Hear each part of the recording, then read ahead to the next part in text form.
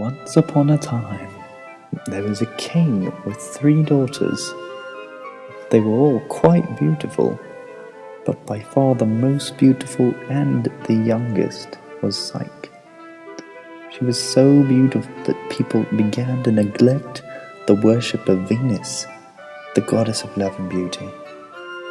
Venus was very jealous and asked her son Cupid to make Psyche fall in love with a horrible monster. Yes? Have you seen that new girl in town? She's causing an uproar and taking my spotlight. Well, I'm sorry she's taking your spotlight. And no. Use one of your dumb arrows and make her fall in love with a monster. A monster? Yes. Okay, I shall. Do it soon. Okay!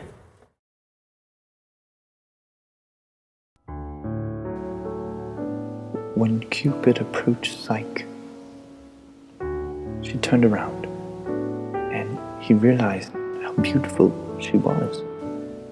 So he pinched himself. In panic, he dropped the arrow and started to fall in love with her.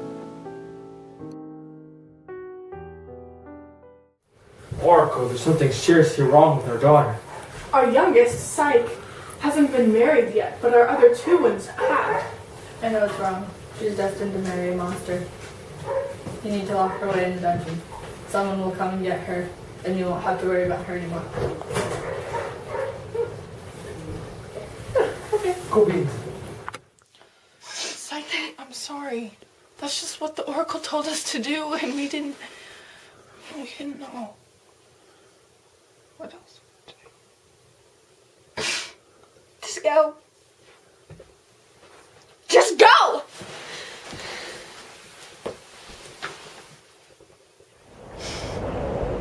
Psyche had been taken by the west wind.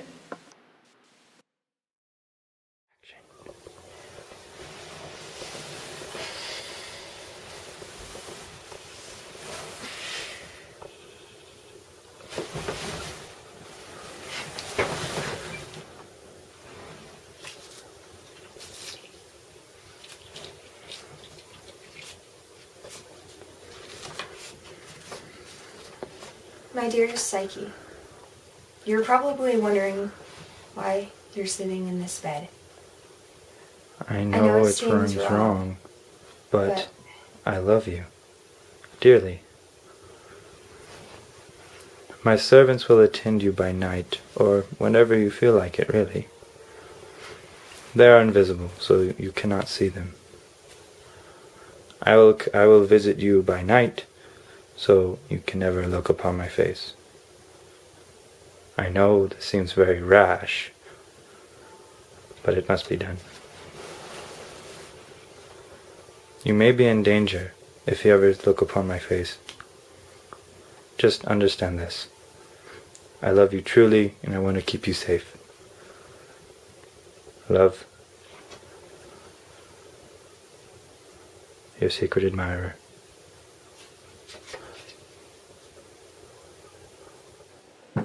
Although her invisible husband was kind and gentle, and the invisible servants attended to her every desire, Psyche grew homesick.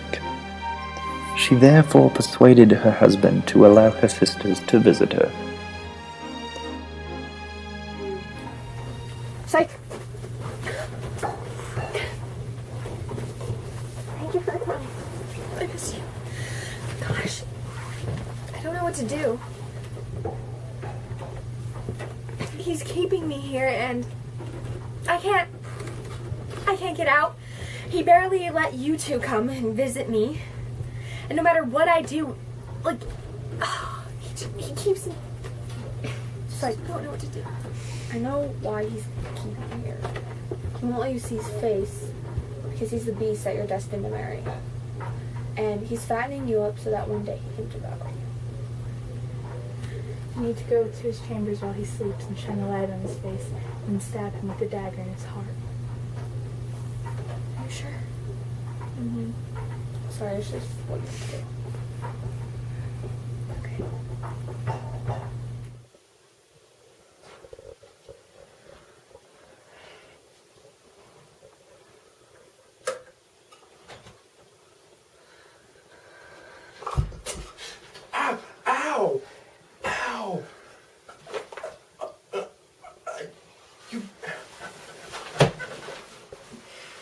betrayed my trust.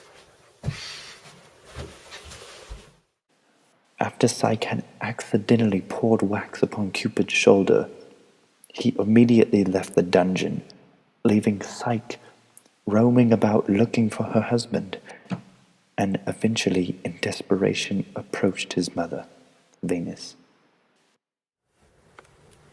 What happened?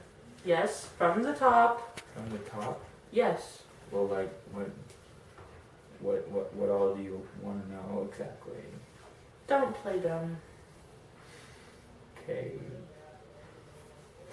So, you know how I was going to go shoot Psyche with my arrows? Yes, Yes. and that was done, wasn't it? Yeah, sure. But she wasn't exactly hit. Who was hit then? Me. And then what?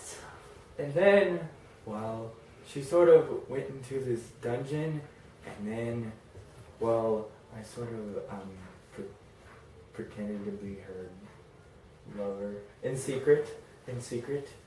She doesn't know it's me. Well, now she does. Ow! Since Venus was still angry, the goddess set various tasks for Psyche, all of which she passed. But the last task was to go down to the underworld and ask Proserpina to fill this box with some of her beauty. Psyche followed her guide's instructions precisely, and Proserpina was happy to do Venus a favor, handing back to Psyche the box filled with the elixir of her beauty. The voice in the tower had warned Psyche not to remove the lid of the box, reminding her of an evil spell. However, Psyche was curious to see the beauty charm in the box. With all the trials and tribulations she had gone through, she needed some beauty potion if she was to see her husband Cupid again. She opened the box, but there was nothing inside. She suddenly fell into a death-like sleep. Cupid's wound had finally healed, and he could bear no longer the absence of his beloved Psyche. He flew to the spot where Psyche had fallen.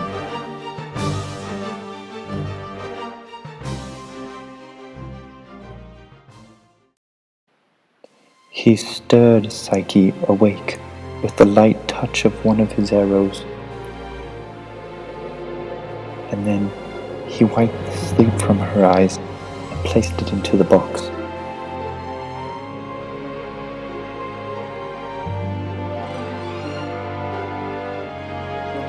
At last, Cupid found out what was going on, and he persuaded Jupiter to order Venus to stop her persecution of Psyche. Psyche was then made a goddess, and they lived happily ever after.